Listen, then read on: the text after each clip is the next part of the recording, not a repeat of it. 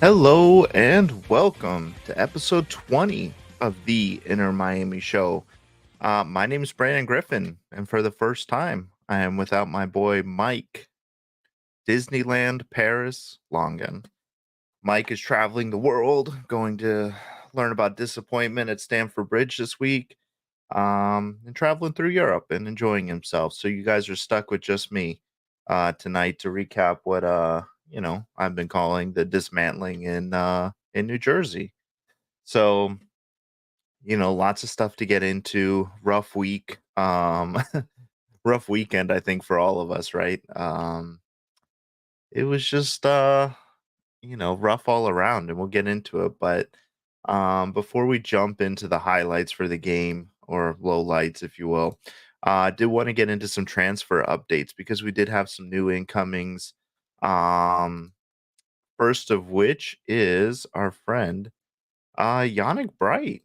Yannick Bright has signed with the first team.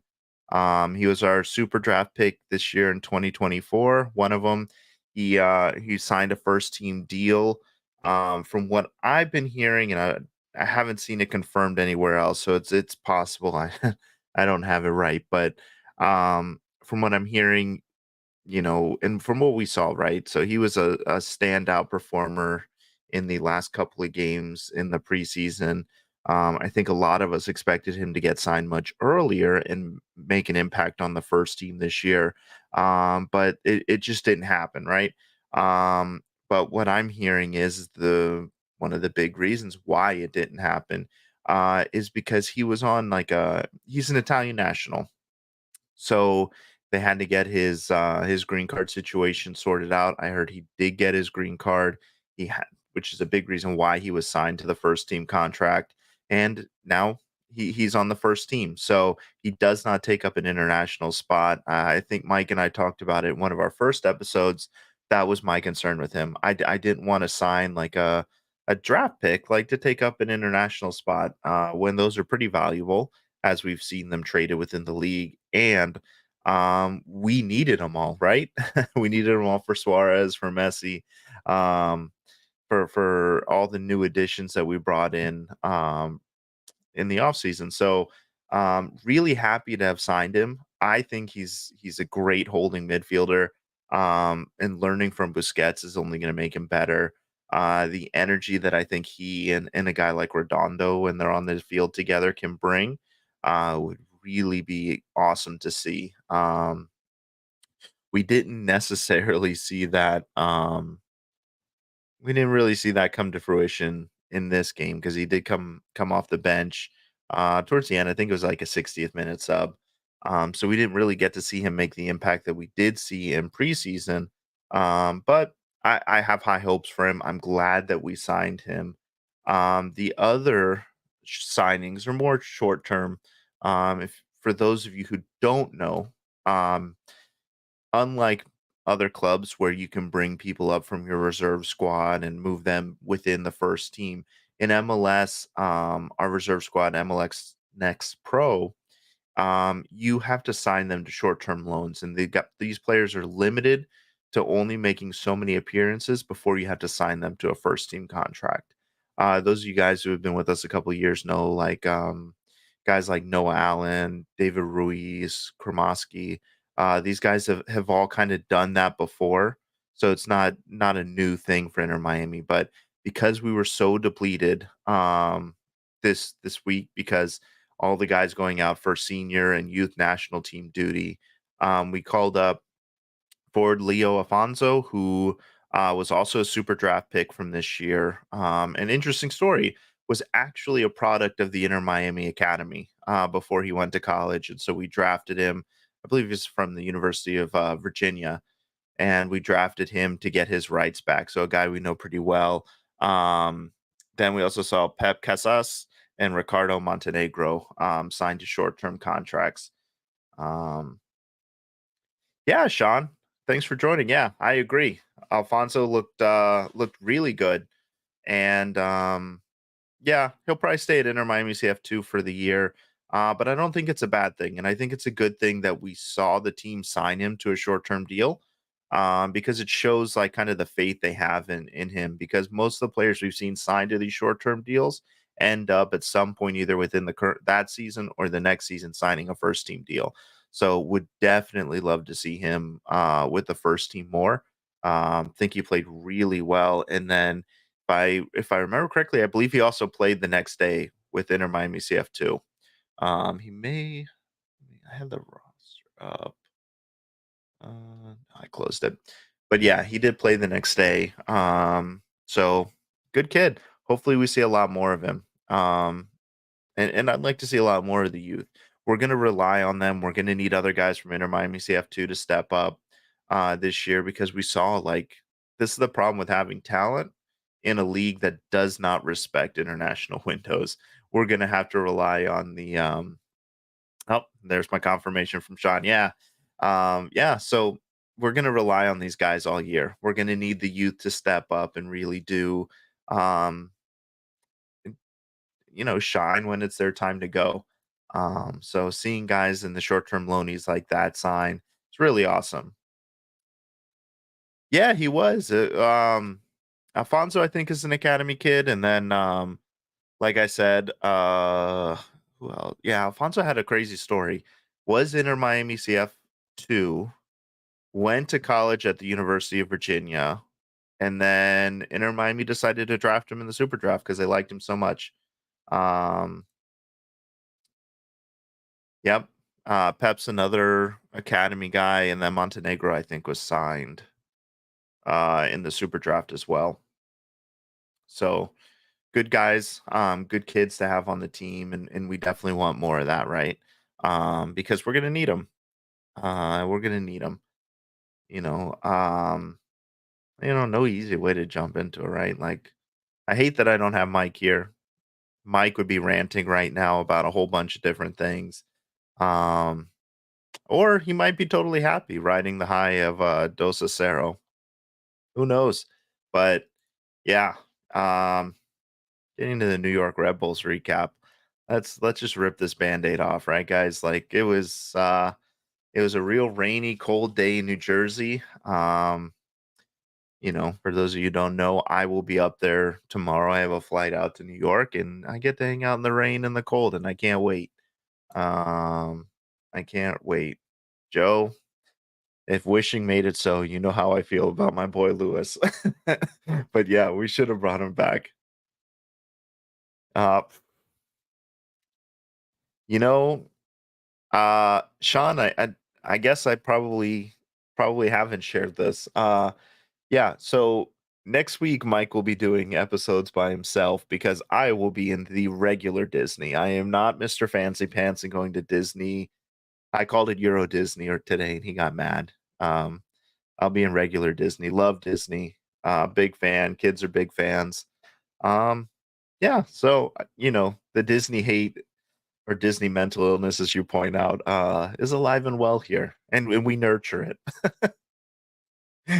um, but jumping back into the New York Red Bull recap, came back out in this back five, 5-3-2, which, I didn't really know. Yeah, Sean, I don't know. Um, I don't know if there's a non-Disney podcast. Us and Battered are pretty inundated. Um, yeah, there's so many of us. Like I know Downtown Peter Brown from Miami Football TV is a Disney guy. So yeah, you might be in trouble, man. Maybe you got to start your own non-Disney and just hate Disney. But yeah, getting back to the Rebels game, obviously heavily rotated squad from what we had seen, because just about everybody was out on international duty. CJ Dos Santos got his first start in goal. We had Alba at left back, Allen at left center back, Christoph in the middle, Alves out on the right center back, Robbie Taylor at right back, which surprised me. I didn't expect to see that, especially when we signed Yannick Bright. Bright's a guy who in college played as a right back, but slots more as a holding midfielder in MLS. So I kind of thought when we signed him, I thought we would see him at right back. So seeing Robbie Taylor there was a bit of a surprise. Gressel in the midfield with Busquets and Sunderland. Uh, what we had seen previously from Sunderland was encouraging. So I was glad to see him in the starting lineup. And Suarez and Campana up top together is like my dream. Those two guys. I just I was in heaven seeing that lineup, and unfortunately, it just didn't work. Right. It ended up being a 4-0 loss. Lewis Morgan scored a hat trick, and I will say he man, my favorite player to ever put on an Inter Miami jersey is Lewis Morgan. Um, you know, I thought it was classy too. The man scored a hat trick and didn't celebrate once against us. Like, for those of you guys who don't know, like a lot of us from like day one have like really great like Lewis Morgan stories. Um, Fan from the Inter Miami podcast has some great stories about he lives in Pennsylvania and he'll come down for games every now and then. And like he brings his son with him, and like Lewis has gone out of his way a couple of times to find him, and like found him at away games, and like, you know, um talked with him and visited with him, and you know, just a class act, the guy was. I mean, his mom was like so involved in like all the different podcasts that were going on at the time and involved in social media. He John, you have no idea. Yeah, he, his mom was so involved in everything and, like, wrote, like, a goodbye letter when he got traded, and, they even touched on it in the broadcast. Like, he said, Chris Henderson came in and was, like, very honest with him and, like, told him, "We gotta generate GAM, and unfortunately, like, you're valuable, man, so is New York a place you wanna go? Because if not, we've got other offers, but New York's the best." So and they took him, and I'm glad to see him doing well. I hate that it was against us, but, him and, Van Zier, man, those 2 guys up top were just destroying us. Um, Toto had probably what I think it was his worst game. Yeah, Sean with another good point here. Um, yeah, Alves looked terrible. I think DeSantis got left out to dry a couple of times by the defense. I think he was covering where he thought the defense should be. I don't think he had a great game, obviously, because especially that first Morgan goal in the 3rd minute, I thought he could have stopped that. But it just kind of shows why he's number two behind Drake. I think DeSantos has the talent. I think he deserves more opportunities. I would like to see him with a stronger back line. Alves and Kristoff do not seem to communicate well, in my opinion. I don't think those two work in the back three by themselves. We saw with Freire as the other center back, we've seen some awesome performances with those guys together.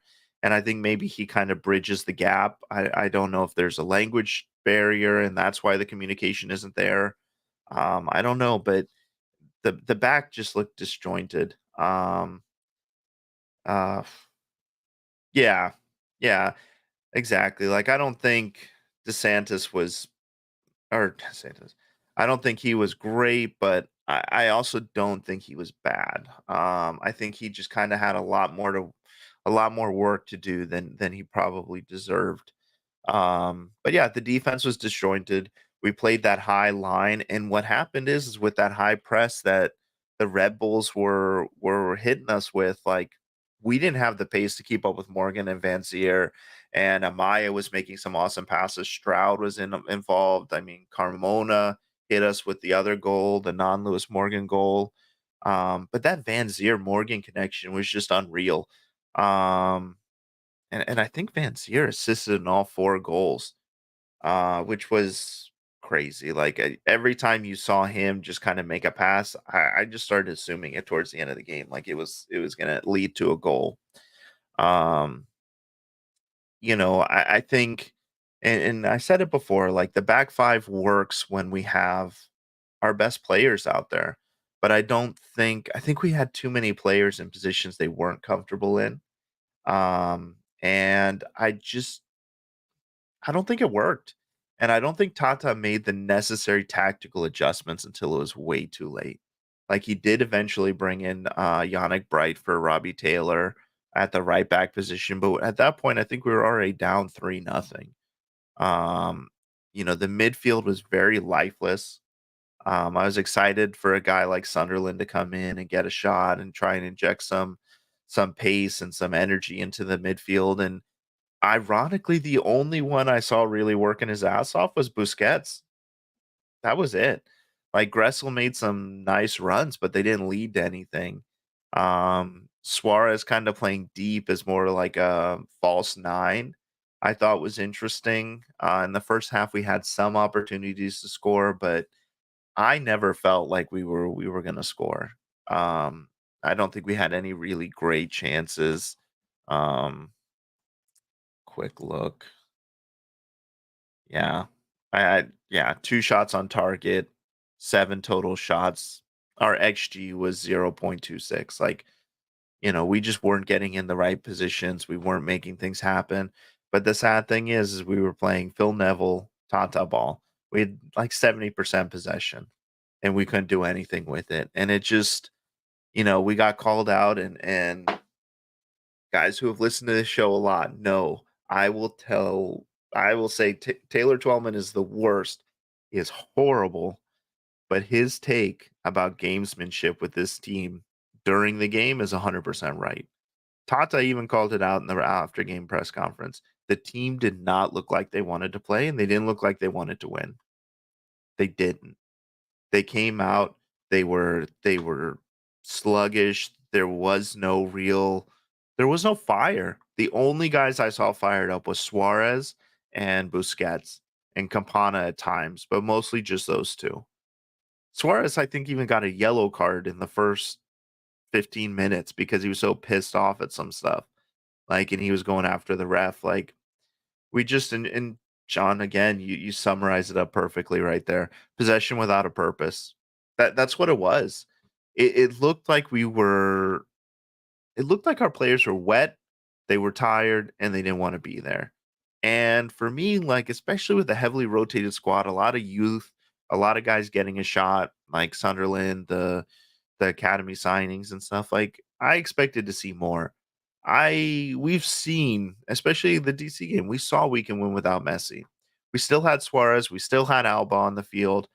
I expected us to be more competitive than this, and I even thought that we would win like 3-1.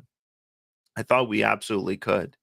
And we just never looked like we even showed up. It was it was sad. It was really sad to see, and I don't think I've seen that reaction from the team. And Tata called it out. He's like in the post game press conference. I think I saw in Michelle Kaufman's article. Um, he's just like, it was scary to see the team not come out and not perform and not want to win. And I agree. Like it's just like I don't know. I get it. We were missing a lot of guys. We're missing, Gomez, Redondo, Messi. You're missing, the list goes on and on. Freire still is hurt. Calendar is off winning trophies. But like we still should have been more competitive than this. And the thing that kills me and the thing that I will continue to say is the lack of tactical adjustments is so frustrating. I don't understand. Like Tata very clearly before halftime knew his tactics weren't working. And instead of shifting some guys, like a real easy swap would have been move Gressel to right back and bring Robbie Taylor back into the midfield and let Robbie Taylor try to inject some energy into the midfield and put Gressel out at right back. Yeah, Gressel isn't the best defender, but he's better in the right back or right wing back position than Taylor is. And yeah, no, again, John, you're right. You're absolutely right. Tata doesn't seem to care if Messi's here. And which is crazy to me because I think Messi covers up Tata's tactical ineptitude. When Messi is in the starting lineup, this team plays completely different. And I think you could run out like a God, you could run out like a 7-1 or a 7-2 and just have everybody on defense and Messi and Suarez up top, and it would work with Messi on the field, right? And I think, and I said it like it works when we have our best starting 11, the back five. It worked. It looked beautiful the one game we saw our best starting 11, but the reality is when we don't have that best 11, we need to make adjustments. Like in this case, like a back four with Toto Kristoff playing centrally and maybe playing instead of a high line, playing a little bit further back. And then you have like Gressler, Yannick Bright at right back, and then you could put Allen at left back. Maybe let Alba roam or put Alba at left back. Like that would have been the more sensible thing to me. And that probably would have helped stop that attack because let's say you put Gressel at right back, you could do a double pivot and bring in Bright and Busquets together, and then that's going to help like kind of take some of the pressure off the center backs of trying to stop Morgan and Van Zier. And we didn't see any of those adjustments. I just felt like it was such an easy thing to do, and just say this isn't working. Let's do that because if we started winning the ball back in those counterattacks, maybe we could have done something. We probably wouldn't have scored anything because we just didn't have anybody going and making the runs. We had a couple of nice like sequences where Campana was coming back to get the ball, Suarez was coming back to get to the ball. But like Sean was saying in chat, like the problem is both of them were coming back to get the ball. It was almost like watching Higuain where neither one of them wanted to be in the box, wanted to be the target guy, right? They just wanted to kind of keep going back and getting the ball. And like that's great, but one of you has to have that killer instinct. And we know they both are capable of it, but they just didn't play like that. And it just kind of factored into the game lack of gamesmanship. Like we just looked like shit. Like I don't know any other way to put it. Um we just look bad. And then, obviously we've talked about a final result was 4-0. Why on earth Inter Miami social media decided to put Toto dribbling the ball as our picture for the game, I don't know because he probably had I think he probably had the worst day out of anybody. Maybe Dos Santos, only because he let in 4 goals, and I know he probably doesn't feel great about that, even though they probably weren't all his fault. And then, I had to throw it in there with Lewis Morgan celebrating the win. Kid deserved it. Him and Van Zier are those guys are going to be deadly. And I can't wait to see what happens with them. Just as a fan of MLS, once Forsberg is back, seeing him and getting settled into that lineup and really being able to connect with those guys is going to be dangerous. And that's a team we're going to have to look out for because that high attack, that high press, always is always going to give Tata trouble. We're going to see this going back. Um, Sean, it's possible, man. It is. Um, I wouldn't write off Suarez for that still. I think he's still got a shot at it, but if Morgan can torch other teams like he torched us, it's possible. I could definitely see that. Um, but I, I don't know. I think that's enough on the Red Bull thing. I'm depressing myself, and I'm sure I'm depressing you guys, who are either watching now or going to be listening later. Um, I just I can't I can't do it. Oh man, but some good news, right? So our boy, Drake Callender, man, he's out there winning trophies, beating Mexico, Dos a Cero. Um, him with the goalkeepers, celebrating with my boy Weston McKennie in the background, and man, that was a great game. I will comment. I don't understand. Like I won't break down the game or anything like that here, but man, I don't understand, like, why do the Mexico fans feel like it's okay to, like, throw shit at players and start all these terrible chants that end up getting games delayed, and it's horrible. It's absolutely horrible. Yeah, man, that banger by Tyler Adams. Um, Tyler Adams is my favorite person on the US men's national team. Um, he's so good, and I love everything he does, like, whether he's playing, like, that weird, like, roaming right back that Greg Berhalter loves, or whether he's playing the holding midfielder role. Like, anybody who's followed his career and seen him get, like, serenaded by Leeds United fans, when he was playing there, and then the support and welcoming he's had at, Bournemouth, yeah, Bournemouth. It's just awesome. It's great to see an American player get that kind of reception in England. Um, yeah, man, it's good to see Tyler back on the field. He's been off for over a year, and this was his first start in over a year for club or country. So it was great to see him score that. Great game. Great game. All around. Much improved game over the Jamaica game. Um, you guys know, I hate Greg Berhalter. I think I hate him more than Tata.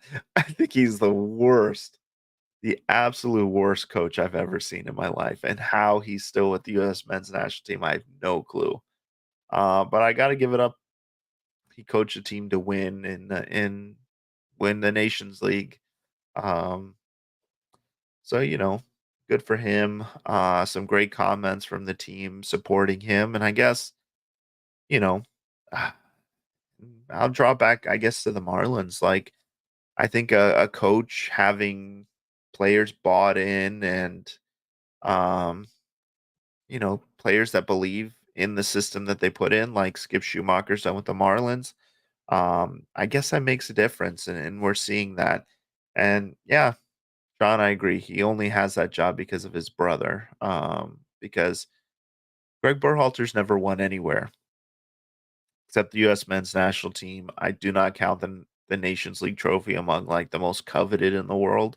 I think it's kind of like a made up money grab. But as a U.S. soccer fan, like, I'll take the win. I'll celebrate the trophy. But yeah, no, Greg only has that job because of his brother. Uh, you know, He left Columbus, and then they won the championship the next year. Is that a coincidence? I don't think so. It's bad coach. You get fired from the is a Swedish League 2. You ain't got it, man. You ain't got it. And But it was good to see Drake in some of the post-game pictures celebrating the win, because I think as an organization, like, you always want your players to be in an opportunity to win trophies, whether it's with you or on international duty, or even, like, some bigger clubs on loan. Like, you want them to be part of a winning culture, and you want them to participate in things like that, and know what it means to win things. Um yeah, absolutely, Sean. I would argue, though, that the '97 World Series team was actually, like, a really good and really talented team. But most of the pieces on that team were not appreciated until, like, they went elsewhere, like Edgar Renteria, Craig Counsell, um, Chef, like those guys. They just they were still, like, in their coming out party, and then when they went elsewhere, like, they blew up into superstars. But yeah, no, coaching like Jack McKeon and Jim Leland are probably two of the best managers. And if you watch Battered Marlins, you'll hear me talk about them, and you'll know Spazzy. Like, Spazzy would die for either one of those two, and so would all of us, right? Like, those two managers are the best. But if you see, like, getting off on a bit of a tangent, but, like, there was a big interview with Jazz Chisholm this year, last week. We covered on Battered Marlins. and like he spoke about the impact that like Skip Schumacher has had on that locker room and how he's turned it from like a toxic work environment to like a place these guys want to be and like these guys are happy and bought in and stuff like that and things like that make me optimistic for the season. But you don't hear that with Inter Miami. You hear the bad. You never hear that the manager's making a difference. So that worries me a bit. Oh yeah, no, 100%, Sean. Like I'm not taking anything away from Leland there. Like, Leland smoking his cigarettes, wearing his teal starter jacket in that dugout definitely was a big part of 97. And Jack McKeon was a huge part of '03. Jack McKeon got those young guys to believe in themselves and believe in each other, and that was a special team as well. And kind of very similar, right, to 97. Like superstars that weren't necessarily superstars then. Like, you had Miggy and Dontrell Willis and Josh Beckett and Brad Penny and Carl Pavano on those teams. It was a bunch of babies with grandpa.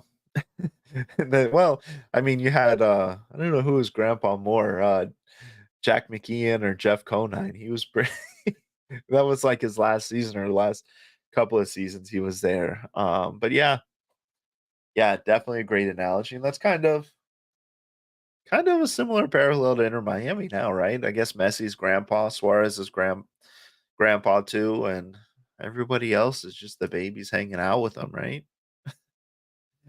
Oh, but you know, uh I'm a firm believer in a great coach makes a difference, and a great coach I I rail about tactics, but a great coach doesn't always have to be the best tactician, right?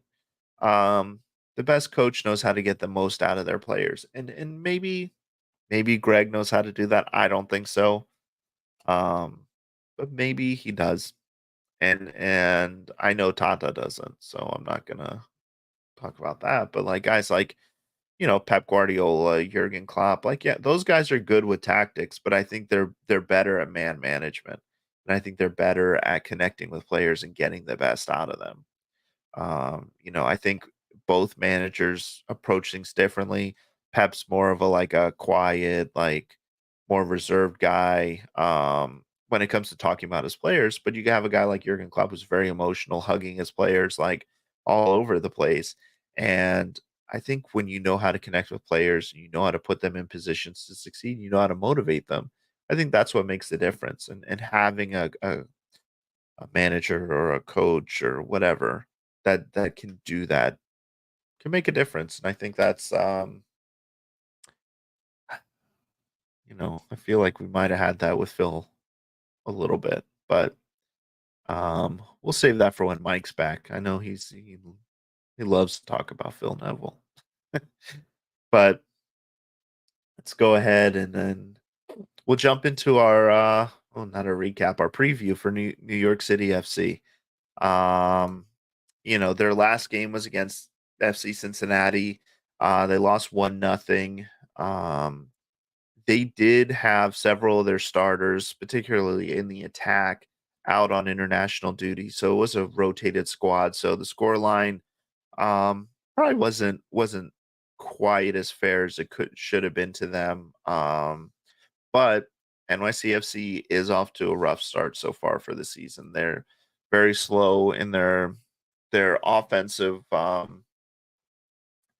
they're very slow out with their offense. They're not being as clinical or as punishing as they have been um last year, the year before. They really they're just having a slow start, but the talent is there. Like these guys are going to click eventually.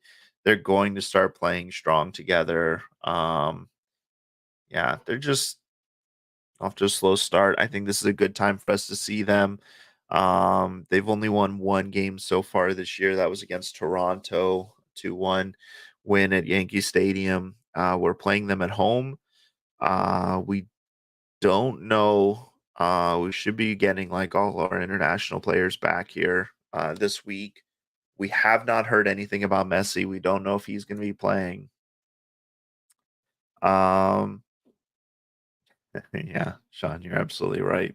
He doesn't do any of that. Uh, yeah, I agree, Joe. I think Yedlin, not just like we got rid of him before we had a replacement, but yeah, he was like a mentor in that locker room, and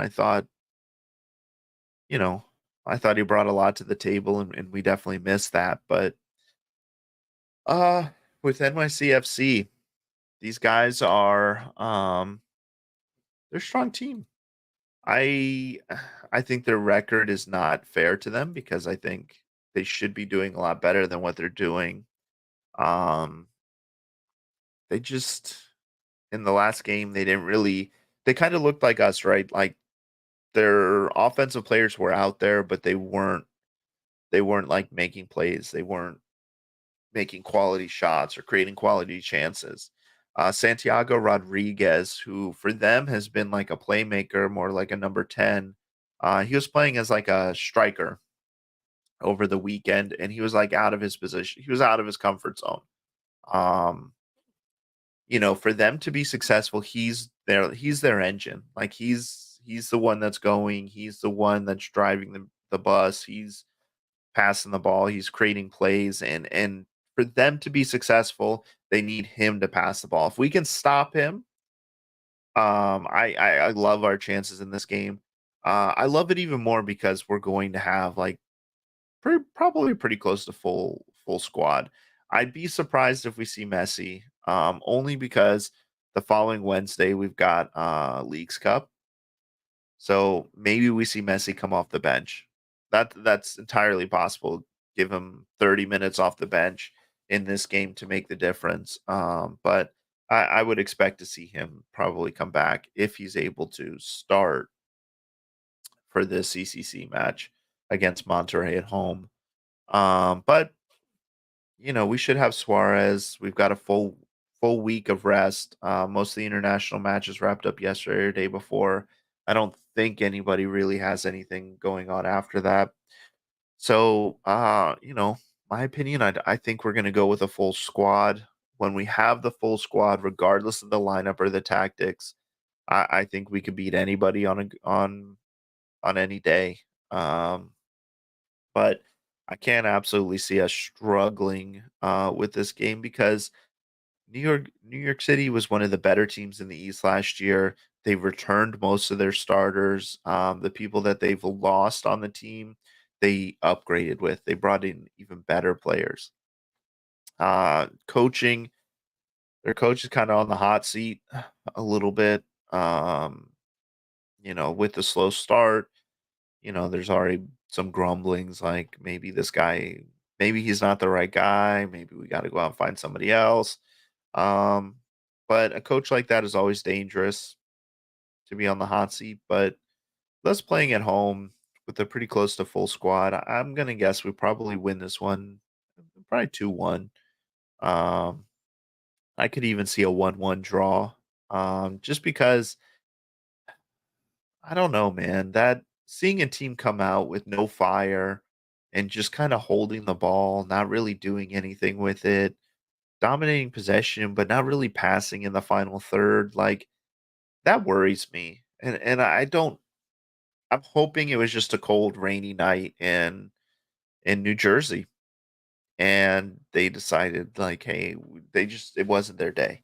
And as long as it doesn't continue past this game, okay, we can move past it. We'll be all right. But when you see that kind of attitude, for me, it's worrying. I don't know that that's something that's not festering in the locker room. Like I feel like it's highly possible that these players just I don't know. Maybe they're overconfident. Maybe I don't know. Again, I'm hoping it was just a cold, rainy day in New Jersey because I would not have wanted to play in that game. I don't think anybody else on the team wanted to play in that game. And the two teams didn't even want to play in that game because they asked for a postponement because they were both missing so many international players. Um, but yeah, I'm thinking a 2-1 win against NYCFC. And let's get things rolling back in the right direction. Let's start picking up some momentum going into CCC.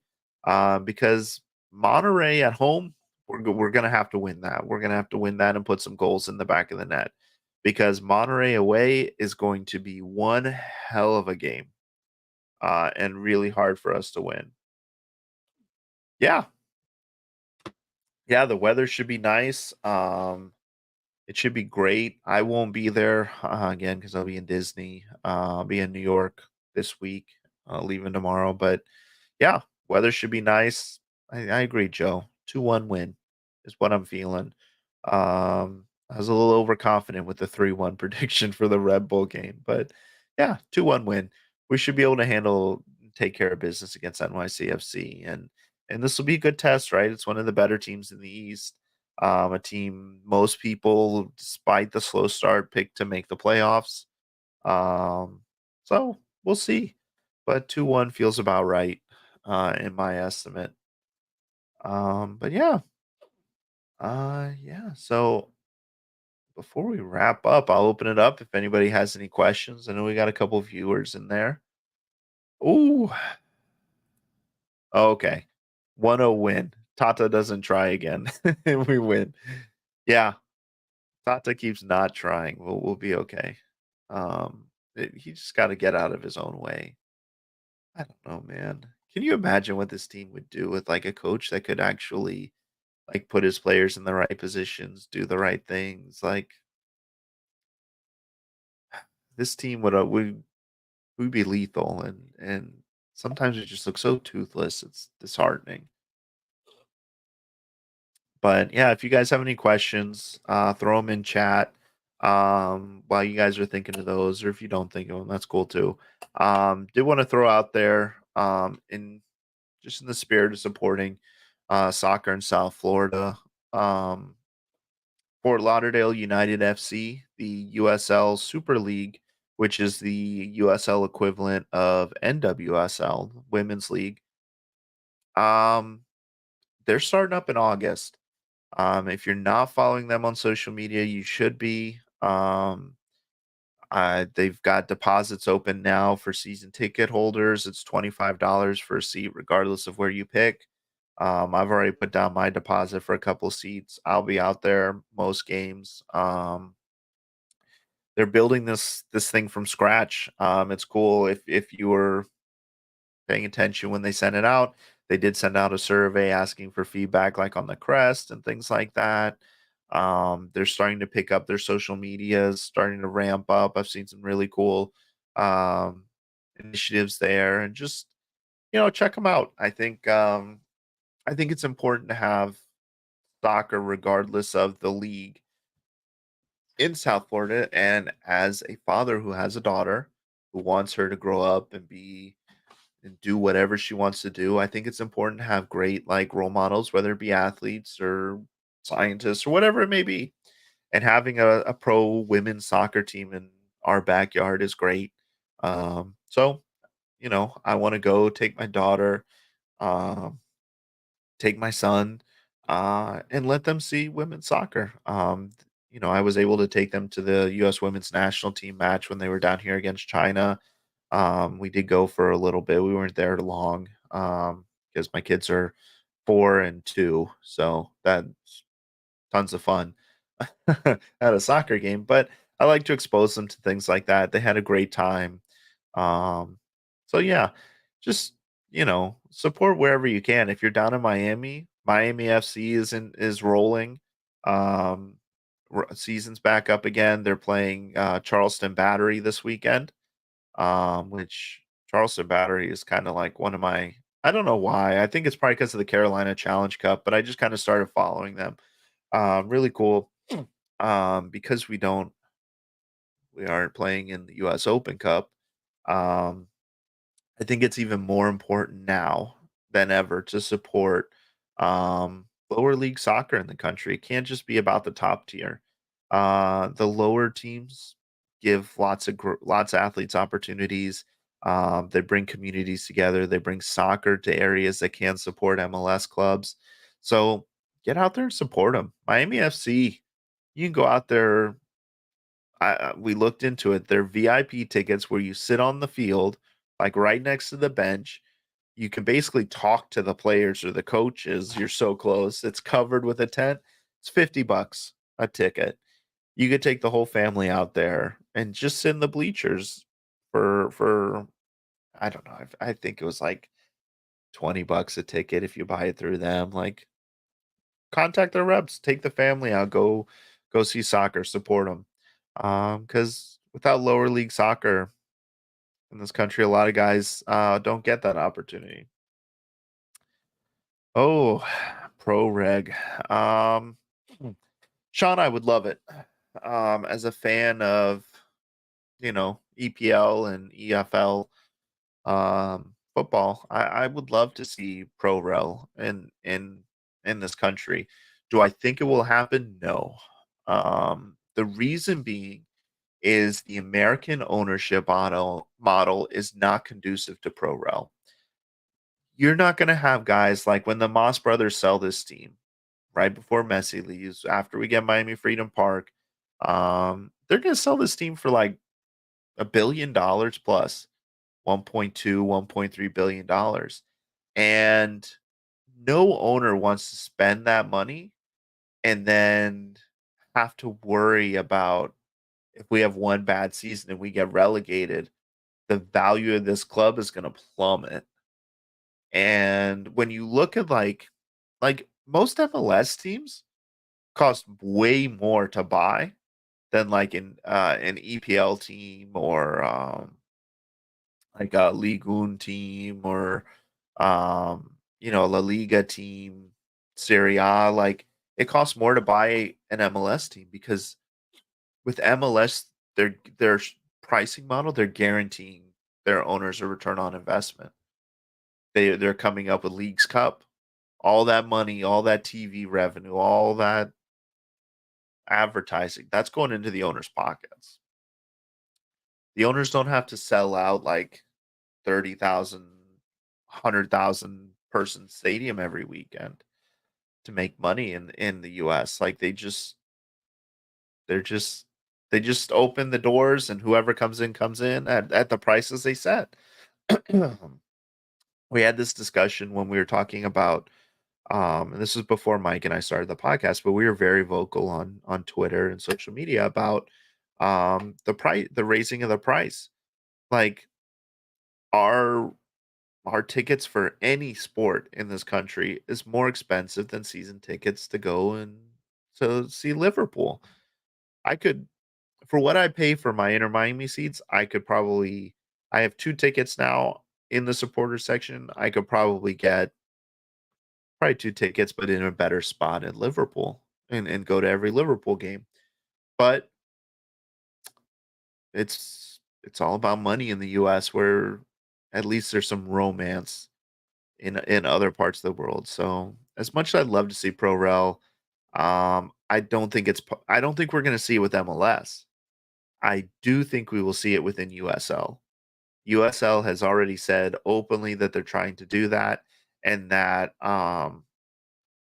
they are very, very committed to coming up with some sort of pro rel system for all levels of the USL, whether it be USL 1, 2, or I think there's, God, I forget what the top tier is. Um, yeah, but that's the only thing I see as far as pro rel in our future would be that.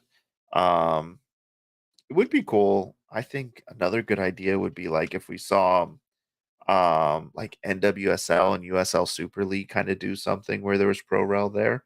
So you have like 2 first division teams commit or leagues committing to doing that because USL Super League is growing really fast. Fort Lauderdale City is not the only, or Fort Lauderdale United is not the only one that they're adding. They're adding quite a few other teams. It would be cool. Yeah. First year was the only year that was in price with European teams. And then they jacked up the price. And, we're getting to see Messi every day, and that's the cost of bringing Messi in. And we all kind of knew that. And, you know, um, we've gotten into it 100 times on here, but I'll say it again. I don't mind paying the price, but if you're going to make me pay more, I think I deserve to be treated better as a season ticket holder. And so I think that means you have to send me a real gift. You don't have I am not going to go to the stadium and pick up a box with a card with my membership number on it, and that's my season ticket holder gift. I'm not cool with that anymore. I'm not okay with not having first right of refusal for my own seats for games. And I'm not cool with you promising to do different events in the preseason and then never doing them. Yeah. If you want to jack up prices, that's fine, but there's a level of service that needs to come with those prices. And there are people that are paying a whole lot more for tickets than I am that deserve to be treated the same way. And they're not. Um, but we've had that debate and I won't get into that again tonight. But yeah. Um, real quick before we wrap up, I did want to shout out. Yeah, here it is. So you will notice I've changed my background. I've got these really cool prints. I've got another one I have to hang here. This guy on Twitter I found, Maddie723 on Twitter. Follow him, find him. He's got these. He draws them.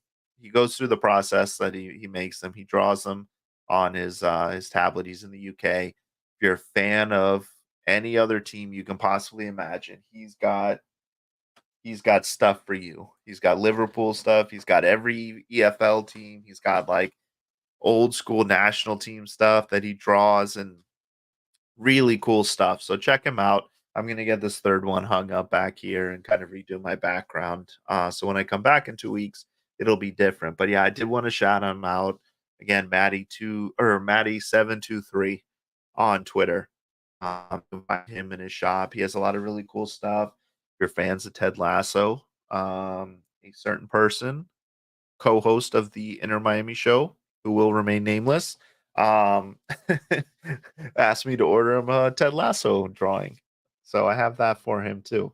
And so a lot of cool stuff. So anytime I find cool stuff, I got to throw it out there. The Thor Hammer celebration. He's got the Wakanda Forever one that he did too, drawn up. So really cool. Check him out. I like supporting locals, or not local, but I like supporting small artists and things like that. When I found it, I was like, man, I'm all on it. He prints it to order. I ordered these things like a week ago, and from the UK, he printed them and mailed them, and he even threw one in. He threw, yeah, this one he put on the website the day after I ordered those 2 in the back, and he's like, "Oh, man, I knew you would want this, so I just threw it in." So cool dude. Good customer service, good person to deal with, so did wanna throw that out there.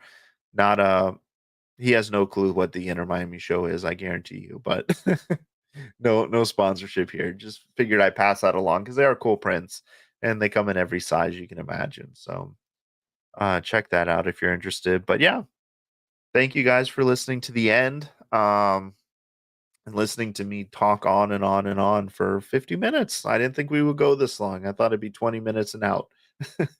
But yeah, please like and subscribe on YouTube.